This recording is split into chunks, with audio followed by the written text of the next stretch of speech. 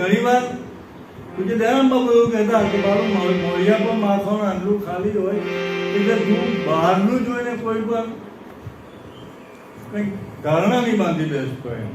મને સતત એવું એમની જે શિક્ષણ છે બધા ભાઈ બહેનો એ શિક્ષણ જુદી ટાઈપનું છે, કારણ કે ગ્રામ્ય ટાઈપનું છે, ગ્રામીણ છે. પૂજ્ય દયાનંદ બાપુ અક્ષર જ્ઞાન જાણતા નથી અને છતાં વેદની વાત જ્યારે કરી શકતા હોય તો એ સમજવું બહુ અઘરું હતું બધા ભાઈ બહેનો.